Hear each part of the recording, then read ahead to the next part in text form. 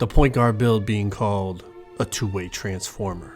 A build so good defensively that even with zero adrenaline remaining, can still get pluck steals to shift the momentum of a game. A build so athletic you can get contact dunks that'll make it feel like you're playing NBA 2K24 again. But what good is perimeter defense if you can't also protect the rim with insane blocks? A build with the playmaking to dissect any defense even at the top levels of competitive pro-am. And if that wasn't enough, a build that can hit tightly contested threes when your team needs them the most. This build is one of a kind. Ladies and gentlemen, welcome back to another video. Today I'm breaking down my new Pro-Am point guard build, my two-way 5-out point guard build. Now obviously the meta on this game is just slap on a 99 3-pointer, go out there, chuck up some shots, and play with a center that has 99 O board. He'll get your rebounds when you miss, but I just don't enjoy playing that way. I like having a build that is versatile, a build that is unique, and I have managed to do that with this build. As you guys know, most point guards in Pro-Am guard the corner. Not this build. This build is crafted to guard up top, meaning I'm going to be guarding the other team's shooting guard, sometimes point guard, so I had to have enough defense to be able to provide some resistance and make some plays to be able to shift the course of a game defensively, and then on top of it also be able to provide the offense in a 5-out, which on this game is not the meta by any stretch. All the top teams on this game run pick and roll, so we're really up against it. We're really doing something different, and that's why this build excites me. Now in this video, this has everything you might want to know about this build, from the badge layouts, to the attribute spreads, to the cap breakers, to the dribble moves, to the jump shot, to the dunk packages. It has everything you want all in one video. So drop a like and let's get into it. What if I told you could turn $25 into $25,000 just by predicting more or less on 6 NBA players? Well, you're gonna want to check out the sponsor of today's video, PrizePicks. PrizePicks is simple. First, you gotta select your sport, then select the category within that sport, then select your players and decide if they're going to go more or less than the predictions in those categories. The more picks you get right, the more money you make. PrizePicks is available in over 30 states, and if you use my code to sign up for PrizePicks today, they will give you $50 in free play when you place your first $5 lineup. Age restrictions apply. Please play responsibly. Thank you to PrizePicks for sponsoring today's video. All right, let's get right into it. Point guard, 6'4". Now, I understand 6'2", 6'3" get more attributes, but height matters in this game a lot. Not only getting shot contests, but eliminating shot contests when you're the one shooting it. So being as tall as possible is nice. 178 pounds allows me to get the 91 speed with ball for the Hoff Lightning launch. Then we're going to use our Badge Max +1 to put that to legend. And then I love long wingspan players. And I know it's not the meta. You know, I know 99.3 is the meta and whatnot, but I love long wingspan. We're going 6'11" on the wingspan. That is just one tick under the max. Now let's start with the physicals. The first thing is speed. Speed is very important on defense. Speed is very important in getting out on the break and transition. So we're going 89 speed. When I get more cap breakers, I'm going to go even higher. I'm going to get my speed into the 90s. But getting out on the break, chasing around screens and catching up to ball handlers to get contests, or being able to blitz because you're so fast, you're able to get, blitz steals. Speed is one of the most important attributes on this game, especially when guarding up top in 5v5. So 89 speed on this build. Next, we're going 80 on the agility. Now this is for dexing, this is for lateral quickness, not getting blown by, etc, etc. Higher would be better, but 80 is a decent spot for us to still have attributes elsewhere that we need. 85 on the vertical. This is for badge purposes mainly, but with 85 vertical, long arms, even though we didn't put up our rebounding or anything, I still feel like it does help with rebounds, even blocks. There's certain things on this game I feel like having the higher vertical definitely does help, and we'll talk more about it in just a second. But the main reason for the 85 vertical is for badge thresholds that we're going to talk about in the finishing department, like posterizer and etc, etc. But with the 85 vertical, the long arms, you will snag a rebound or two here or there, despite the fact that we really didn't prioritize our rebounding on our point guard build. Now moving on to the finishing, the 78 close shot, that is tied to other attributes. But as you can see, you're making reds around the hoop.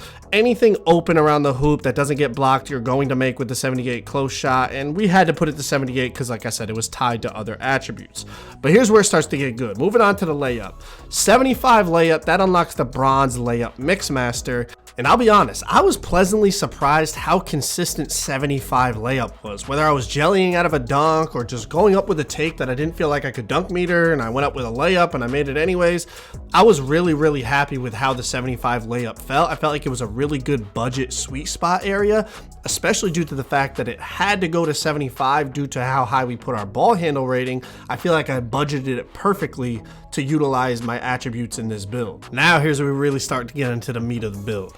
93 driving dunk, but we're going to use 3 cap breakers to push it to 96 driving dunk. That's going to give us half posterizer on this build. With the 85 vertical, that's the main reason we went 85 vertical, 96 driving dunk. Now, is it worth it? Since the recent dunk meter patch, I have noticed it is a lot more consistent when you're going to the dunk meter. Now, is it something like 2K24 where you can just absolutely abuse defenders with it? No, you still have to go up with a lot smarter takes, a lot safer takes, but I do think there is a difference. Let's say before it felt like 89 dunk and 99 dunk, it was damn near the same. Now there is certainly a difference with the higher 99, 96 dunks compared to 87, 89 dunk. So I do think the higher driving dunks could be worth it. It certainly is not meta. If you want a meta build, you're more, you just want to go with the high shooting builds and just play with a center that can just get the rebound every time, but it's just not how I enjoy playing.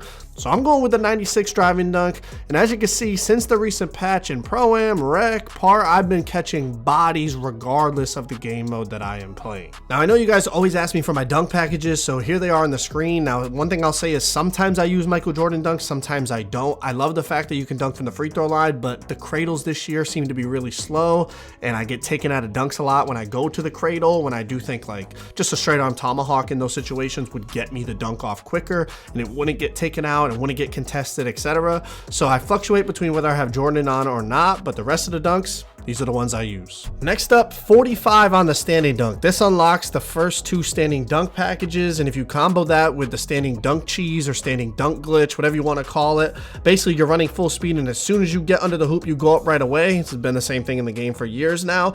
This is a really effective rating. You could probably get away with 40, honestly, but it was so cheap I went with 45. Now onto our shooting. We went 6'11" on the wingspan because that allowed us to get the 89 3-pointer, which is gold set shot, silver limitless, silver deadeye, silver shifty shooter. And using rhythm shooting on this game with an 89 3-pointer, I feel super consistent with my shot. Now I am using a different shot. I know most small guards, they use Patty Mills, and Patty Mills is probably for the most part the best shot on the game.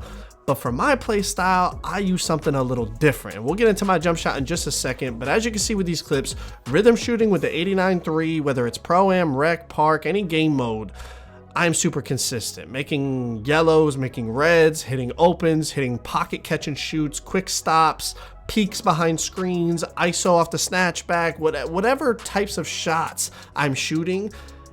It just fits my play style so well, and the rhythm shooting changes everything on this game. Now, because the build is for Pro-Am, I'm going 99 free throw. It's just valuable because once they have to foul at the end of a game, the game is over if they're fouling your PG with that 99 free throw. But the 79 midi, let's just talk about that real quick. Now, I wish I could get it to that 85 for that pure green window threshold, but 79 midi, if you know your timing, as you can see, you can still make midis. Like, I don't want people to freak out and say, oh, the midi's only 79. Like, now it shouldn't be your go-to offense, but if you have to go to a midi here or there, nothing wrong with it. You can certainly make it, especially with this shot and using, the rhythm shooting and all that. It can still be pretty consistent. Now, going 85 plus, that's when you really get into, you can just go to the midi every single time and green it. But let's talk about the jump shot. Now, as I said, I think the best shot for small guards on the game overall is probably Patty Mills base, but it just doesn't fit my play style and just is a shot that I like. So I'm going with Kevin Porter Jr. and the KPJ base. For the types of shots that I shoot with the rhythm shooting, it just feels absolutely perfect. And that's what I tell y'all, although for the mass majority, it might be a different base that's considered the best. For you, find what works for you. And for me, Kevin Porter Jr. base with the Oscar Robertson and Steph Curry releases on max speed with the rhythm shooting, it just fits like a glove. It just feels perfect. So the types of shots that I shoot with the rhythm shooting, this is the shot that feels perfect for me. Now, this is where it got interesting because I had to budget the build to be able to do a bit of everything, but of course I need pass accuracy, especially when running 5 out in competitive Pro-Am.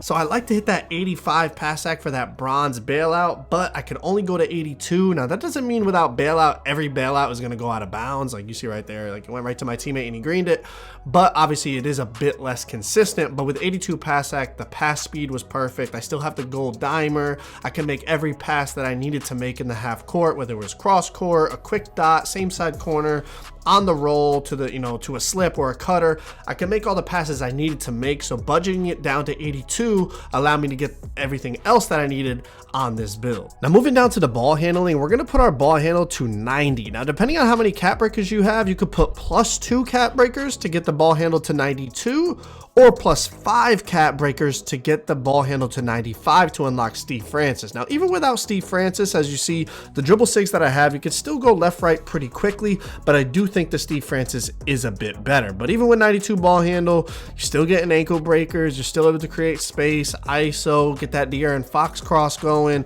Everything that you would want to do on this game, or everything that this game allows you to do, I should say, you're able to do with that 92 ball handle, but getting it to 95 would be nice for the Steve Francis. Now here's the dribble moves that I am currently using. I know a lot of you guys always ask me, so I'm putting them in here. The only thing I would change if I get more cap breakers is, as I said, 95 ball handle, Steve Francis signature size up, but De'Aaron Fox signature size up is, it's like a cheap little budget Steve Francis to combo with that Steph Curry escape and go left, right. But the Steve Francis definitely is superior. But outside of that, these are the dribble moves that I'm using. Speed with ball. We want that 91 speed with ball to be able to get Hoff lightning launch and then use our badge max +1 to put it to legend lightning launch. But we're gonna go 89 speed with ball and use +2 cap breakers to push it to 91. That's gonna save us a lot of attributes and allow us to get some crazy good defense on this build. Now I'm going 83 perimeter defense on this build. Now if you did want to get 85 for the silver on-ball menace, just lower your speed by 1 and then you could get the 85. But for me, I wanted silver pick dodger and silver challenger. Now in Pro-Am, normally it's a 6'4" shooting guard with minimum wingspan guarding up top along with the lockdown. But with this build, having long arms and the 83 perimeter, you are a bonus. You can get shot contest from much further away, and I feel like that 85 vertical comes into it too, and our block rating and all that, because it helps us get launches and blocks and all that stuff on the perimeter to get contests that most guards are not getting. That they're not covering that much ground like this build is. But then also just bumping, getting through screens, forcing illegal screens because you got that silver pick dodger. The higher your pick dodger can be, the better in Pro-Am, and normally shooting guards run it on silver when they guard up top, so I went with that silver as well on this point guard build. But here's where it really starts to stand out. Most shooting guards go 85 steal to defend up top. We were able to get 91, not just 91, but 91 with long arms up top is a big difference. The amount of times I'm able to get a pluck steal or a lane steal or a blitz steal or just something up top to completely change the momentum of a game on this build is insane. And this is as the secondary defender. And as I said, having 2 defenders up top in 5v5 with long arms is not really known on the comp scene. The meta is to have those high 3-ball, high midi builds at point guard and shooting guard, so they have to sacrifice their wingspan, which ultimately does hurt their defense.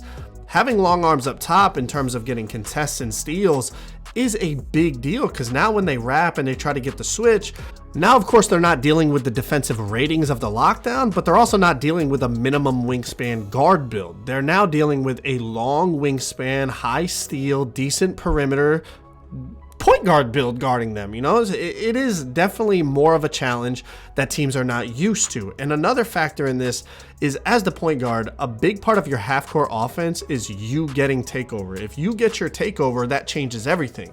Well, playing up top on defense allows me to build my takeover from playing defense.